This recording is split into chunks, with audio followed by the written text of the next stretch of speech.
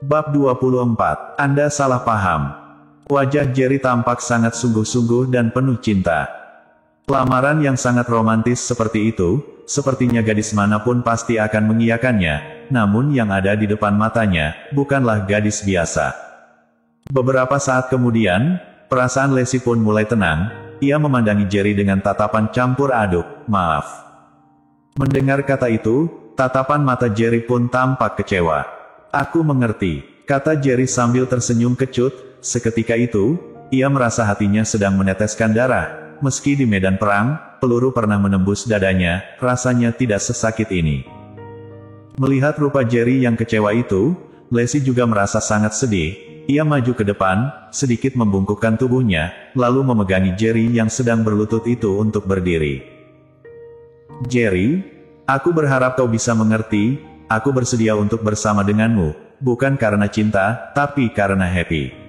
Lacey berkata dengan lembut sambil menatap Jerry.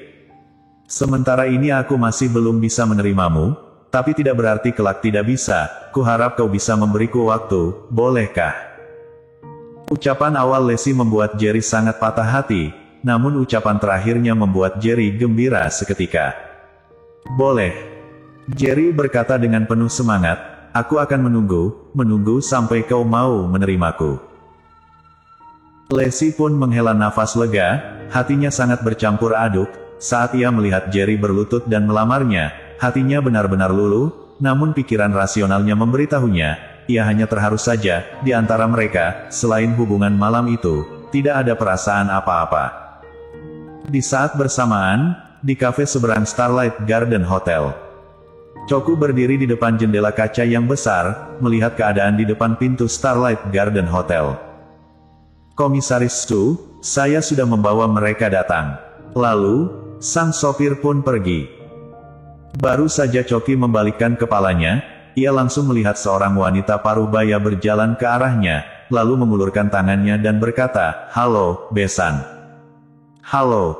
Choki mengangguk dengan sopan, lalu ia bertanya, "Anda adalah ibu dari Nona Qin, Nyonya Zhou ya?" Yuri segera menarik Yumi kemari, lalu berkata dengan senang, "Aku adalah ibu Yumi, Yuri Zhou." Ini adalah pertama kalinya Yuri melihat Choki secara langsung. Begitu melihat Choki bersikap sesungkan ini padanya, ia pun tersenyum dengan sangat senang.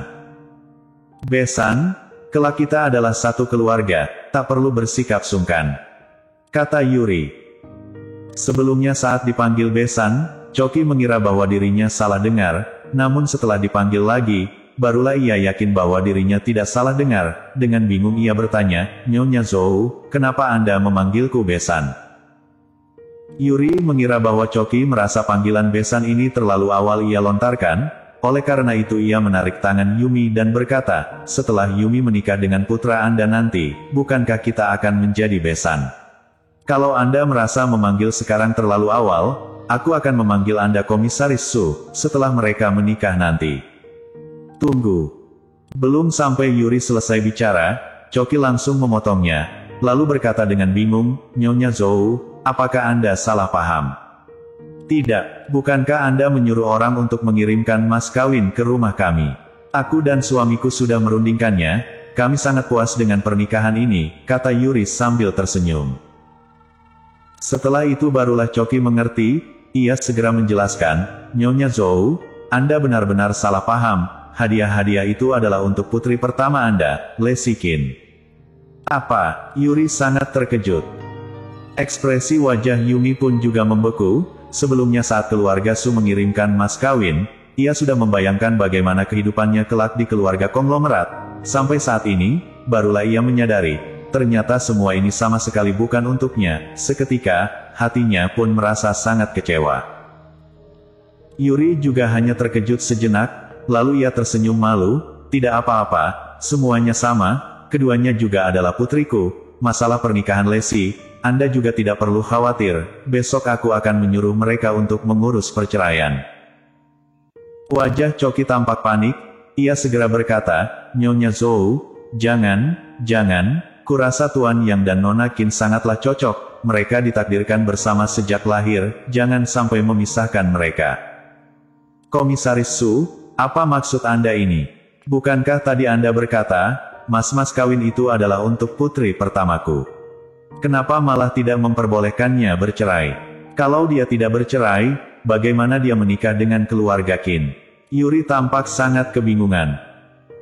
Choki sama sekali tidak tahu bagaimana kedudukan Jerry di rumah tangganya. Sebelumnya dia bersikap baik terhadap Jerry di acara pelelangan, namun Jerry sama sekali tidak menghiraukannya. Oleh karena itu ia memikirkan taktik untuk mendekatinya kembali, dengan cara merayu istri dan keluarganya.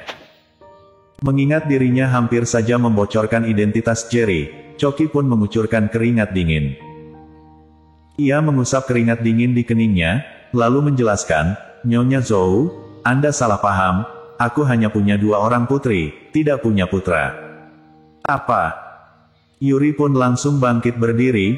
Dia selalu mengira bahwa putra Choki menyukai Yumi. Setelah gembira bukan kepalang beberapa hari ini, baru sekarang ia tahu bahwa dirinya salah sangka. Choki sama sekali tidak punya anak laki-laki. Wajahnya tampak sangat muram. Ia bertanya, "Kalau begitu keluarga Su mengirimkan begitu banyak hadiah, untuk apa?" Yuri merasa sedikit marah di dalam hatinya.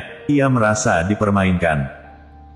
Choki berpikir sejenak, lalu segera berkata, "Nyonya Zhou, Anda pasti salah. Hadiah-hadiah itu bukanlah mas kawin, melainkan hadiah terima kasih, untuk mengucapkan rasa terima kasih kami keluarga Su pada menantu Anda."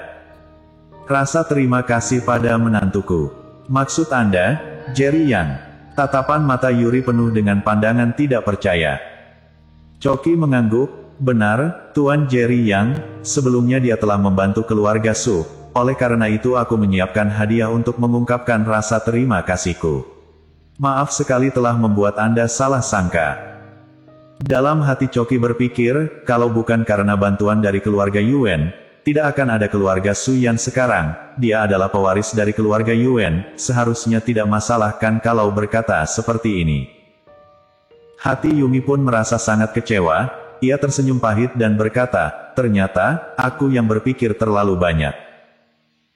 Lalu, ia pun berjalan ke depan jendela, melihat ke arah atap hotel di seberang, yang penuh dengan kelopak mawar beterbangan, serta kembang api yang berwarna-warni. Pandangannya penuh dengan rasa iri. Malam itu, Lexi baru saja pulang. Yuri langsung menariknya, "Lexi, malam ini adalah hari ulang tahun pernikahanmu dengan Jerry, apa dia tidak memberimu hadiah apa-apa?" Di kepala Lexi pun langsung terbesit kejadian di Starlight Garden Hotel tadi. Tiba-tiba ujung bibirnya pun sedikit terangkat ke atas. "Kenapa kau tersenyum?" Melihat Lexi tidak menjawab, Yuri pun panik. Lexi berkata, "Ma, bukankah kau ingin aku dan Jerry bercerai? Kenapa masih ingin memintanya memberiku hadiah ulang tahun pernikahan?" Yuri berkata kesal pada Lexi, "Apa kau ingat, setengah bulan yang lalu, hadiah-hadiah yang dikirimkan oleh keluarga Su pada kita?" Lexi menjawab dengan bingung, "Bukankah kalian mengatakan bahwa itu adalah mas kawin yang diberikan oleh keluarga Su untuk Yumi?"